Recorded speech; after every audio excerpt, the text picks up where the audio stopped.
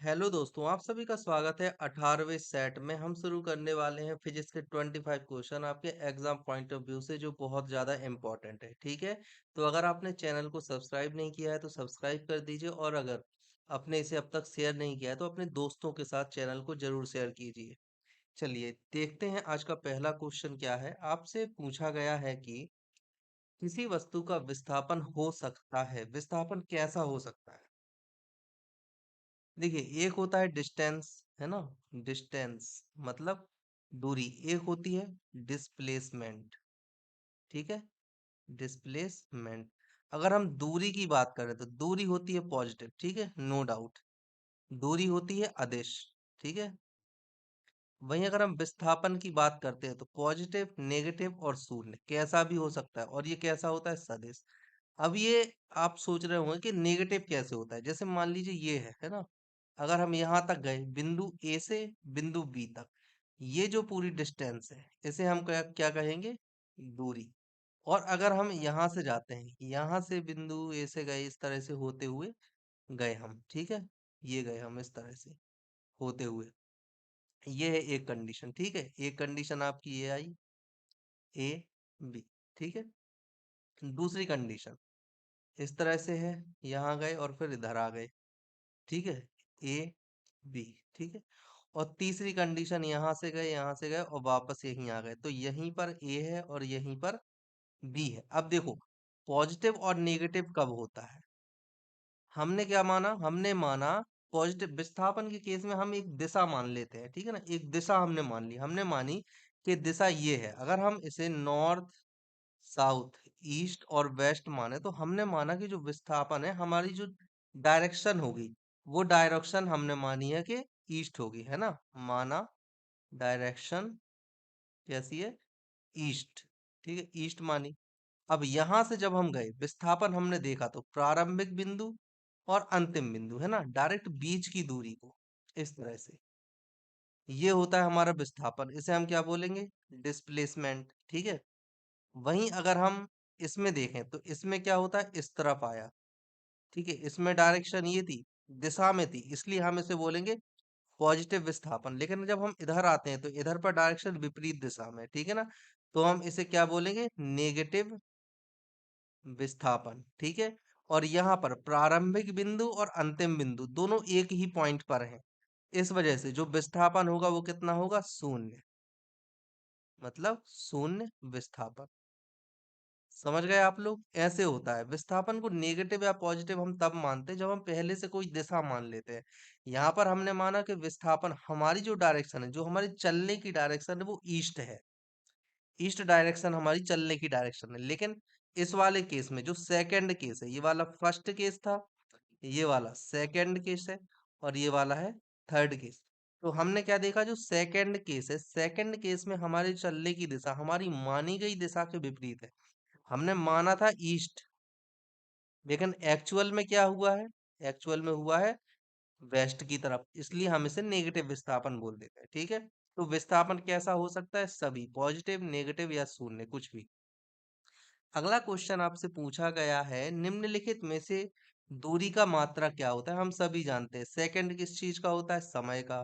ठीक है, metre length का, लीटर एक होता है आयतन का, और किलोग्राम किस चीज का होता है, द्रव्यमान का।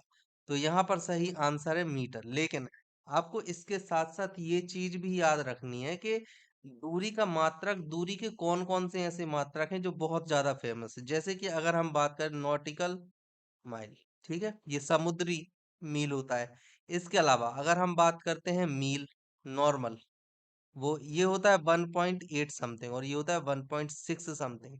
ठीक है, अब यहाँ पर अगर हम बात करते हैं लाइट ईयर, तो लाइट ईयर कितना होता है बताइए, 9.46 into 10 to the power 15 metre होता है ना। वहीं अगर हम बात करते हैं पारसेक की, तो पारसेक कितना होता है, 3.26 लाइट ईयर। तो ये सब चीजें भी आपको पता होनी चाहिए। ठीक है, मीटर से मापते हैं, लेकिन इसके अलावा आपको ये भी पता होना चाहिए कि ये एक अदिश राशि है। टोटल अगर हम देखें तो यूनिवर्सल क्या होता है, मेजरमेंट, यूनिवर्सल, यूनिवर्सल मात्रक कौन कौन से होते हैं, कितने होते हैं, 7 होते हैं। इसके अलावा 2 और माने गए हैं जिन्हें परिवर्ती मात्रक बोल देते हैं। ठीक है, चलिए अगला क्वेश्चन आपसे पूछा गया है, किसी वस्तु द्वारा एकांक समय में तय की गई दूरी क्या होती है। एकांक समय में तय की गई दूरी मतलब कि आपसे पूछा गया है d/t, ये होती है डिस्टेंस और ये होता है समय। ये कितना होता है, यहाँ पर हो गया दूरी, तो ये किस चीज के बराबर होगा, ये होता है चाल। और चाल को इंग्लिश में क्या बोलते हैं, स्पीड। ठीक है, लेकिन अगर आपसे पूछा जाए डिस्प्लेसमेंट, ये क्या थी, ये थी दूरी। ठीक है, दूरी और समय। वहीं अगर हम आपसे पूछते हैं विस्थाप डिस्प्लेसमेंट मतलब अगर हम स्मॉल डी से रिप्रेजेंट करें इसे, और ये क्या है, विस्थापन। विस्थापन और समय को हम टी से रिप्रेजेंट करते हैं, समय।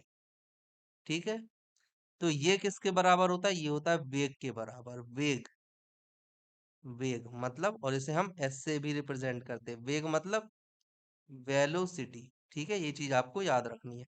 अब आपसे पूछा गया है, यहाँ पर माना गया है दूरी, तो दूरी में, दूरी के लिए कौन सी चीज आप इस्तेमाल करोगे, चाल की, ऑप्शन ए। ओके, अगला क्वेश्चन आपसे पूछा है, चाल का मात्रक क्या होता है। चाल का मात्रक आप कैसे निकालोगे, चार बराबर क्या होता है, दूरी बटे समय। अब दूरी का मात्रक क्या होता है, मीटर, और समय का मात्रक क्या होता है, सेकेंड। तो चाल का मात्रक क्या हो जाएगा, मीटर प्रति सेकेंड। ठीक है, सही आंसर क्या होगा, ऑप्शन बी।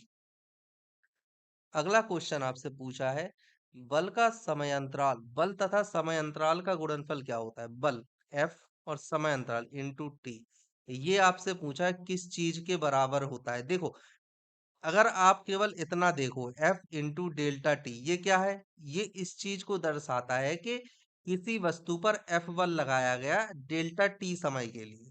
ठीक है, तो एफ बल डेल्टा सी जो कि अत्यंत न्यून समय होता है, बहुत कम समय होता है, अत्यंत न्यून समय। ठीक है ना, और एफ क्या होता है, एफ होता है बल जो कि लगाया गया है। तो ये किस चीज के बराबर होगा, इसे हम बोलते हैं आवेग। ठीक है, अब आपसे ये भी पूछा जाता है कि आवेग के जो मात्रक होते हैं मतलब विमीय सूत्र किसके विमीय सूत्र के बराबर होता है। इनमें वो ऑप्शन है, आपको बताना है कमेंट सेक्शन में कौन सा ऑप्शन है जिसके बराबर होता है। ठीक है, समझ गए आप। चलिए, यहाँ पर सही आंसर क्या हो जाएगा, ऑप्शन बी।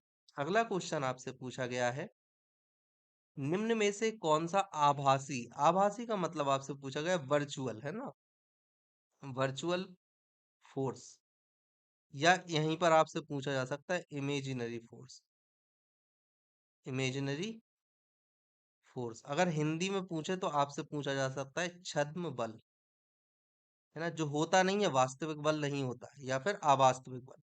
अभिकेंद्री बल, प्रतिक्रिया बल, नाभिकीय बल या अपकेंद्री बल। देखिए, नाभिकीय बल होता है जो कि सबसे ज्यादा प्रबल बल है प्रकृति में। प्रतिक्रिया बल होता है, बिल्कुल एक क्रिया के विपरीत प्रतिक्रिया होती है, उसे हम प्रतिक्रिया बल से लेते हैं, न्यूटन का थर्ड लॉ। अब हम देखते हैं अभिकेंद्री बल और अपकेंद्री बल। देखिए, अभिकेंद्री और अपकेंद्री हम सभी जानते हैं ना, ऐसा होता है, यहाँ पर एक बल लगता है जो केंद्र की ओर लगता है, और एक होता है जो कि केंद्र के विपरीत लगता है। ठीक है, तो ये जो विपरीत बल होता है इसे हम बोलते हैं सेंट्रीफ्यूगल या फिर अपकेंद्री बल। ठीक है, सेंट्रीफ्यूगल या फिर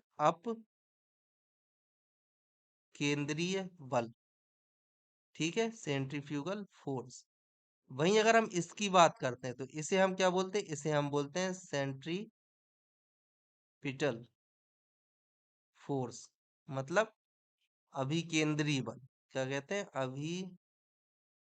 केंद्रीय बल। ओके, तो आपसे पूछा गया है आभासी बल, तो ये वाला जो होता है अभिकेंद्री ये होता है रियल, और अपकेंद्री कौन सा होता है, आभासी बल होता है, मतलब कि इमेजनरी या फिर वर्चुअल। ठीक है, ये चीज आपको याद रखनी है।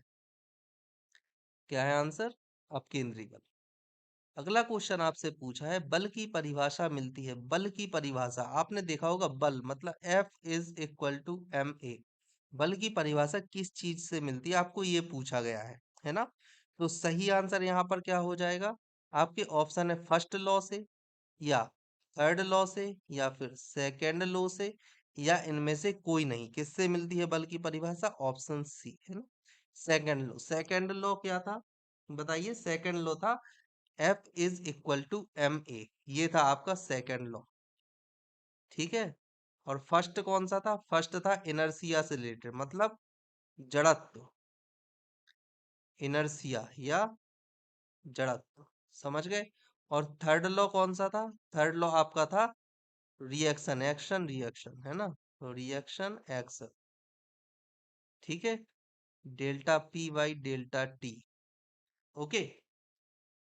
चलिए अगला क्वेश्चन आपसे पूछा गया है, ये सभी लॉ किस चीज के? ये सभी लॉ न्यूटन्स के लॉ हैं। किसके लॉ हैं?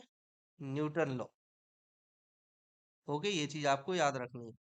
चलिए अगला क्वेश्चन आपसे पूछा है, एक समान गति वाला पिंड कैसा होता है? एक समान गति, एक समान गति का मतलब ये है कि जो वेलोसिटी है वो कैसी है? शून्य है। शून्य मतलब जीरो। ठीक है। अब देखो, एक समान गति कर रही है समय के साथ, मतलब डेल्टा भी जीरो है, पर delta T not equal to zero. समय तो अपने आप चल ही रहा है ना। और डेल्टा भी अपॉन डेल्टा टी क्या होता है? त्वरण के बराबर होता है, एक्सेलरेशन या त्वरण। अब यहाँ पर अगर डेल्टा भी जीरो है तो इसके माध्यम से जो ए है त्वरण, वो भी जीरो हो जाएगा। अब यहाँ पर कोई ऑप्शन है? त्वरण नहीं होता, सदैव त्वरित होता है। त्वरित हो सकता है, उपयुक्त में से कोई नहीं। सही आंसर क्या होगा? त्वरित नहीं होता, क्योंकि ए जीरो, त्वरण नहीं है तो त्वरित भी नहीं होगा। अगला क्वेश्चन है, किसी गतिशील वस्तु के वेग परिवर्तन की दर क्या कहलाती है? कोई गतिशील वस्तु है, ठीक है, मतलब डेल्टा भी के परिवर्तन की दर डीवी अपॉन dt, ये क्या कहलाती है? बताइए। चाल, मंदन, संवेग या त्वरण? जब इन्होंने कुछ नहीं बोला तो आपको ये मान के चलना है कि जो ये परिवर्तन है पॉजिटिव है ना? मतलब कि वेग बढ़ रहा है, आपको ये मान के चलना है, घट नहीं रहा है, अगर उन्होंने कुछ नहीं बोला है। अब यहाँ पर गतिशील वस्तु के वेग परिवर्तन की दर, वेग बढ़ रहा है, और वेग परिवर्तन की दर क्या होती है? त्वरण। त्वरण मतलब क्या होता है? डीवी अपॉन dt, है ना? इसे हम बोलते हैं त्वरण। और इसका फॉर्मूला, मात्रक क्या होता है? मीटर प्रति सेकंड स्क्वायर। ये कैसे आता है? वेग का मात्रक होता है मीटर प्रति सेकंड, और समय के लिए हम क्या उपयोग करते हैं? सेकंड। तो इन दोनों का उपयोग करके ये आ जाता है ना, मीटर प्रति सेकंड स्क्वायर। तो क्या होता है गतिशील वस्तु में? वेग परिवर्तन की दर क्या कहलाती है? त्वरण कहलाती है। अगला क्वेश्चन आपसे पूछा है, किसी वस्तु के ऋणात्मक त्वरण को क्या कहते हैं? ऋणात्मक त्वरण अगर माइनस ए है, देखो वेग परिवर्तन क्या होगा? वेग परिवर्तन इक्वल टू होता है v2 माइनस v1। मतलब कि ये होता है इनिशियल, इनिशियल वेलोसिटी, और ये कौन सी होती है? ये होती है फाइनल वेलोसिटी, मतलब प्रारंभिक वेग और अंतिम वेग। तो प्रारंभिक वेग और अंतिम वेग ये हुआ। अब अंतिम वेग माइनस प्रारंभिक वेग आप करके वेग परिवर्तन निकालते हो, और ए इज इक्वल टू होता है डेल्टा भी अपॉन डेल्टा टी। अब डेल्टा भी क्या होगा? v2 minus v1 upon delta T, t2 minus t1। ठीक है। अब यहाँ पर उन्होंने बोला है कि नेगेटिव कब होगा? ऋणात्मक त्वरण। ऋणात्मक त्वरण के लिए जरूरी है कि जो v1 हो, V1 क्या बोलते हैं, नेगेटिव होना चाहिए, मतलब ज्यादा होना चाहिए। ऐसी कंडीशन में V1 की वैल्यू ज्यादा होनी चाहिए, V2 की वैल्यू कम होनी चाहिए। अगर ऐसा है तो A कैसा होगा? नेगेटिव हो जाएगा। अब यहाँ पर नेगेटिव होने का मतलब ये है कि वस्तु रुक रही है, मतलब त्वरण कम हो रहा है। वेग कम हो रहा है, मतलब त्वरण भी कम हो रहा है। अब त्वरण कम हो रहा है, उसको हम क्या बोलते हैं? मंदन। ठीक है। चलिए अगला क्वेश्चन आपसे पूछा गया है, निर्वात में स्वतंत्र रूप से गिरती सभी वस्तुओं के लिए किसका मान समान होता है? निर्वात में गिर रही है स्वतंत्र रूप से भी, है ना, सभी वस्तुओं के लिए किसका मान समान होता है? वेग का, बल का, त्वरण का या चाल का? किस चीज का होता है? बताइए। सही आंसर इसमें क्या होगा? त्वरण, सी। समान वेग, ए बराबर डेल्टा भी अपॉन डेल्टा टी। ठीक है ना, समान वेग, कोई परिवर्तन नहीं हो रहा, इसलिए वस्तु का खुद का कोई त्वरण नहीं होगा। लेकिन वस्तु जी, जो गुरुत्वीय त्वरण होता है, उसके वेग से, उसके कारण जमीन पर गिरेगी या नीचे गिरेगी, है ना, निर्वात में गिर रही है वो। ठीक है, तो आंसर क्या हो जाएगा? ऑप्शन सी 436 का के लिए किसका मान समान होता है। ठीक है, चलिए अगला क्वेश्चन। नहीं, त्वरण नहीं होगा, क्योंकि अगर ऊपर से कोई वस्तु नीचे की तरफ गिरती है तो त्वरण का मान कैसा होगा, निरंतर कम होगा, इसलिए त्वरण नहीं होगा। सही आंसर क्या है, चाल है ना, ऑप्शन डी, चाल समान होगी। चलिए अगला क्वेश्चन आपसे पूछा गया है, यदि किसी वस्तु द्वारा तय की गई दूरी समय के वर्ग के समानुपाती है, वस्तु द्वारा तय की गई दूरी समय के वर्ग के समानुपाती है, तो इस कंडीशन को आप क्या बोलोगे, d/t² यहाँ पर निकल कर आ रहा है। Question number 37। त्वरण नियत है, त्वरण शून्य है, वेग नियत है, वेग और त्वरण दोनों परिवर्तित होते हैं, नहीं। सही आंसर क्या है कि इसका त्वरण नियत है। ओके, क्यों, क्योंकि तय की गई दूरी समय के वर्ग के समानुपाती है, इस वजह से a इक्वल टू क्या होता है, delta v upon delta T. Okay, अब यहाँ पर क्या है, डेल्टा v क्या होता है, वेग परिवर्तन। वेग परिवर्तन में भी क्या होगा, वेग क्या होता है, वेग इक्वल टू होता है दूरी मतलब डिस्प्लेसमेंट बटे समय। डिस्प्लेसमेंट बटे समय होता है दूरी बराबर।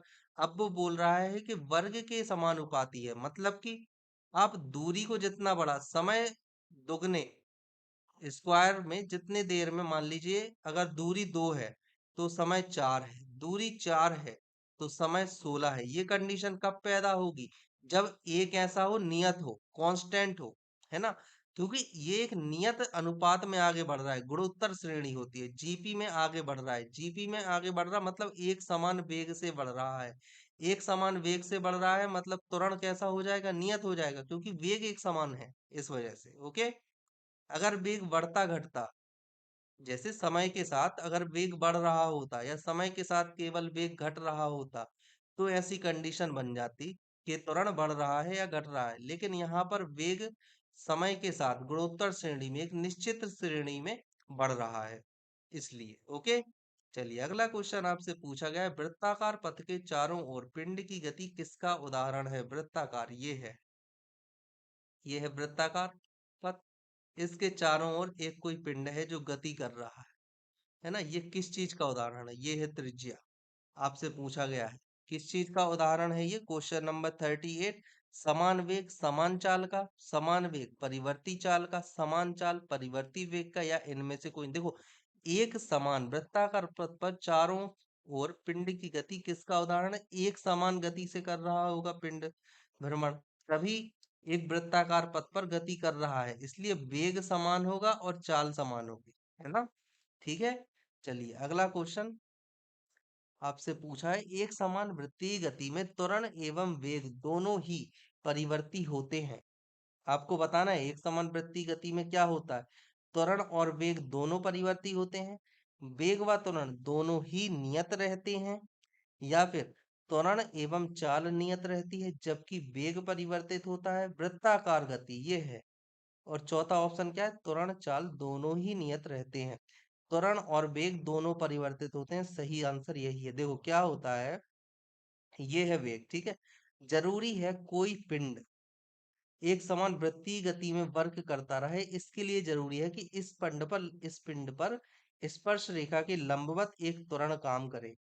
समझ रहे हो, अगर स्पर्श रेखा के लंबवत त्वरण काम करेगा, जैसे यहाँ पर आया पिंड तो इस तरह से काम करे, यहाँ आया पिंड इस तरह से काम करे, तो अगर ये इस तरह से लंबवत काम करेगा तभी पॉसिबल है कि वस्तु एक समान वृत्तीय गति कर पाए, वृत्तीय पथ में रह पाए। अगर इस तरह से त्वरण लंबवत काम नहीं करेगा तो गति गति करती हुई वस्तु स्पर्श रेखा की दिशा में दूर चली जाएगी।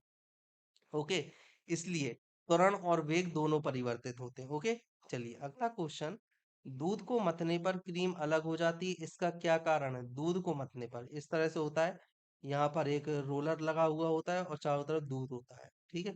जब आप इसे मथते हो तो जो क्रीम होती है ना, क्रीम धीरे धीरे यहाँ किनारों पर एकत्रित हो जाती है, इस तरह से यहाँ से जाते जाते किनारे पर एकत्रित हो जाती है क्रीम, ठीक है ना। ये है इस तरह से किनारे पर जाकर क्रीम एकत्रित हो जाती है। तो ये किस वजह से हो रही है? इस पर मतलब कोई ना कोई बल है जो कि केंद्र से दूर की तरफ वर्क कर रहा है, तभी तो क्रीम दूर जाके एकत्रित हो रही है। और ऐसा कौन सा बल होता है, अपकेंद्री बल। ओके, चलिए, अगला क्वेश्चन आपसे पूछा है, निम्नलिखित में से कौन सी जड़त्व की माप है? जड़त्व की माप आपसे पूछी जा रही है। जड़त्व की माप क्या होती है? देखो, जड़त्व जो होता है वो समानुपाती होता है द्रव्यमान के। ठीक है, द्रव्यमान ज्यादा होगा तो जड़त्व ज्यादा होगा, द्रव्यमान कम होगा तो जड़त्व कम होगा। जड़त्व का मतलब क्या होता है? कोई वस्तु अगर स्थिर है तो वह स्थिर रहना चाहती है, कोई वस्तु अगर गतिशील है तो वह गतिशील रहना चाहती है, जब तक कि उस पर कोई बाह्य बल ना लगाया जाए। ठीक है ना? अब जैसे मान लीजिए कोई वस्तु स्थिर है एक जगह पर, ठीक है, अब इसका द्रव्यमान है m1, कोई दूसरी वस्तु है जो स्थिर है, इसका द्रव्यमान है m2 और m2 ज्यादा है m1 से। ठीक है, तो इसे हिलाने के लिए m2 वस्तु को हिलाने के लिए जो फोर्स F2 लगेगा वो ज्यादा होगा F1 वस्तु को हिलाने के लिए आवश्यक फोर्स F1 से। समझ रहे हो आप? इसलिए किस चीज की माप होती है? जड़त्व द्रव्यमान की माप होती है। Option B. अगला क्वेश्चन आपसे पूछा गया है, जड़त्व का गुण क्या कहलाता है? किसी भी वस्तु में नहीं होता, किसी किसी वस्तु में होता है, प्रत्येक वस्तु में होता है, या केवल गतिशील वस्तु में होता है? सभी वस्तुओं में होता है, क्योंकि कोई भी वस्तु होता है। जड़त्व क्या होता है? जड़त्व द्रव्यमान, द्रव्यमान है तो जड़त्व होगा, और द्रव्यमान हर वस्तु में होता है कि नहीं? द्रव्यमान हर एक वस्तु में होता है, इसलिए जड़त्व भी हर एक वस्तु में होगा। चलिए, अगला क्वेश्चन आपसे पूछा है, न्यूटन का प्रथम नियम का नियम न्यूटन का प्रथम गति का नियम संकल्पना देता है। प्रथम गति का नियम अभी मैंने बात किया है, किस चीज की संकल्पना देता है? जड़त्व की। अभी एक दो क्वेश्चन पहले इस चीज पर डिस्कस हुआ है काफी ज्यादा, जड़त्व क्या होता है, और शुरू में ही न्यूटन के तीनों गति के नियम मैंने आपको बताए थे। फर्स्ट, सेकंड और थर्ड। फर्स्ट में क्या था? फर्स्ट में था जड़त्व से रिलेटेड। सेकंड क्या था? F=ma, बल की परिभाषा। ये क्वेश्चन था, है ना? बल की परिभाषा किस चीज की? बल की। और थर्ड क्या था? थर्ड था एक्शन रिएक्शन से संबंधित। एक्शन रिएक्शन से संबंधित था ना? अगला क्वेश्चन आपसे है, किसी गतिशील पिंड का वेग आधा करने से उसका संवेग हो जाता है। अगर पिंड का वेग आधा कर दो तो संवेग कितना हो जाता? देखो, आपको पता होना चाहिए कि संवेग इक्वल टू होता है वेग गुणे द्रव्यमान, मतलब कि P is equal to V into M. ठीक है, ये चीज आपको पता होनी चाहिए। अब यहाँ से M कांस्टेंट है, M कैसा है? कांस्टेंट, मतलब कि नियत है, तब P समानुपाती हो जाएगा V के। अब इन्होंने क्या किया है? वेग आधा किया, मतलब कि V कितना कर दिया? V/2। तो ये कितना हो जाएगा? P डैश कितना हो जाएगा? P/2। समझ रहे हो? इस तरह से आपको क्वेश्चन सॉल्व करने हैं। क्या हो जाएगा? आधा हो जाएगा संवेग भी। अगला क्वेश्चन, क्रिया प्रतिक्रिया का नियम कौन सा नियम है? न्यूटन की गति का फर्स्ट नियम है, सेकंड नियम है, या थर्ड नियम है? इसका आंसर मैं आपको नहीं दूंगा, इसका आंसर आपको देना है। ओके, चलिए अगला क्वेश्चन, गुरुत्वाकर्षण की परिभाषा किसने दी थी? गुरुत्वाकर्षण की परिभाषा मतलब कि जी, है ना? ये कहने का मतलब था कि पृथ्वी है तो कोई भी वस्तु पृथ्वी के केंद्र की ओर आकर्षित होती है। कहाँ पर? सेंटर, पृथ्वी के केंद्र की ओर आकर्षित होती है कोई भी मटेरियल। इसे बोलते हैं गुरुत्वाकर्षण। ये किसने बताया था? आर्किमिडीज ने? नहीं। तैरने का नियम या प्लवन का नियम आर्किमिडीज के द्वारा दिया गया था। न्यूटन की गति के 3 नियम दिए गए थे। फेराडे ने बताया था इलेक्ट्रोलिसिस से संबंधित। गैलीलियो ने बताया था कि आप मुझे ये बताइए क्वेश्चन नंबर 446 में, देखिए, अगर सार्वभौमिक गुरुत्वाकर्षण के नियम की बात की जाए तो क्या आंसर लगाना है आपको? न्यूटन। जब कुछ ना बोला तो न्यूटन। लेकिन अगर कभी न्यूटन ऑप्शन में नहीं दिया और आपसे पूछ रहा था गुरुत्वाकर्षण के बारे में किसने बताया था सबसे पहले, तो आपको गैलीलियो लगा देना है। ठीक है, लेकिन सार्वभौमिक गुरुत्वाकर्षण का नियम जो व्याख्या होती है, जो वास्तविकता होती है, वो चीज किसने बताई थी हमें? न्यूटन ने। ओके, अगला क्वेश्चन, सभी मूल कणों में सबसे दुर्बल है? मूल बलों में देखिए 4 प्रकार के बल हैं ये, है ना? सबसे दुर्बल कौन सा है? सबसे दुर्बल आपसे पूछा गया है चुंबकीय, नाभिकीय, गुरुत्वीय बल या स्थिर विद्युत बल। तो सबसे कमजोर बल कौन सा होता है? गुरुत्वीय बल। और सबसे ताकतवर बल कौन सा होता है? नाभिकीय बल, है ना? ये चीज आपको याद रखनी है। अगला क्वेश्चन आपसे पूछा गया है, पृथ्वी द्वारा लगाए गए गुरुत्वाकर्षण बल को क्या कहते हैं? पृथ्वी द्वारा लगाया गया गुरुत्वाकर्षण बल को क्या कहते हैं? गुरुत्वीय बल, उत्प्लावन बल, प्रणोद या फिर इनमें से कोई नहीं। Question number 448। सही आंसर क्या है? गुरुत्वीय बल कहते हैं। इसे हम जी से रिप्रेजेंट करते हैं और इसका फॉर्मूला क्या क्या होता है? G M upon r square. G क्या होता है? सार्वत्रिक गुरुत्वाकर्षण नियतांक, कैपिटल जी। स्मॉल जी क्या होता है? गुरुत्वीय त्वरण। एम होता है ग्रह का द्रव्यमान और आर क्या होती है? ग्रह की रेडियस। ये बहुत ज्यादा इंपॉर्टेंट है, रेडियस। ठीक है। और ये क्या होता है? मास। किस चीज का? प्लानेट का। रेडियस किस चीज की? प्लानेट की। और जी क्या होता है? सार्वत्रिक गुरुत्वाकर्षण नियतांक होता है, जिसकी वैल्यू होती है 6.67 into 10 to the power -11 newton into metre square पर किलोग्राम स्क्वायर। ठीक है। और जी क्या होता है? त्वरण होता है मीटर पर सेकंड स्क्वायर में। ओके, ये चीज आपको याद रखनी है।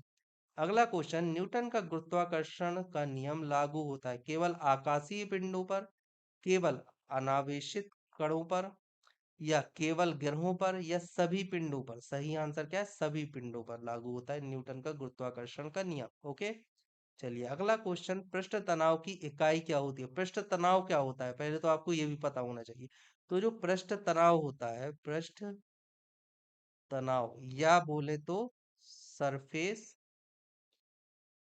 टेंशन, पृष्ठ तनाव या सरफेस टेंशन, ये क्या होता है?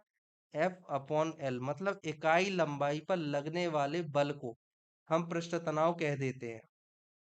ठीक है। समझ में आ रही है बात? क्या कह देते हैं? इकाई लंबाई पर।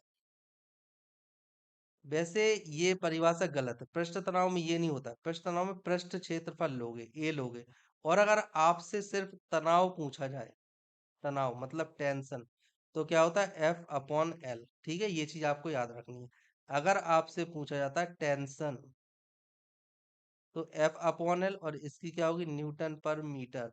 और अगर आपसे पूछे पृष्ठ तनाव मतलब सरफेस टेंशन, तो इसकी होती है न्यूटन पर मीटर स्क्वायर। ठीक है, ये चीज आपको याद रखनी है, याद रखना है इस चीज को। ओके। चलिए इस हिसाब से इसका सही आंसर क्या हो गया? यहाँ पर पृष्ठ तनाव है, पृष्ठ तनाव मतलब न्यूटन पर मीटर स्क्वायर। यहाँ पर स्क्वायर कर लेना आप, ठीक है, या फिर इसको बस तनाव कर लेना। सही। चलिए आज के लिए इतना काफी है। आपके 450 क्वेश्चन हो गए और धीरे धीरे आप देखोगे जब तक 2000 क्वेश्चन होंगे तब तक आपकी फिजिक्स की जितने भी टॉपिक हैं सभी कंप्लीट हो चुके होंगे। और सभी जो ये क्वेश्चन मैं करवा रहा हूँ, ये सभी क्वेश्चन प्रीवियस ईयर्स में आए हुए क्वेश्चन है अलग अलग एग्जाम्स में। ठीक है ना? तो इनको आपको अच्छे से करना है। अब तक आप लेक्चर में थे, इसके लिए थैंक्स। अगर आपको लेक्चर अच्छा लगा हो तो प्लीज चैनल को सब्सक्राइब कर दीजिएगा और लेक्चर को अपने दोस्तों के साथ शेयर कीजिए, लाइक कीजिए और कमेंट कीजिए। Thank you.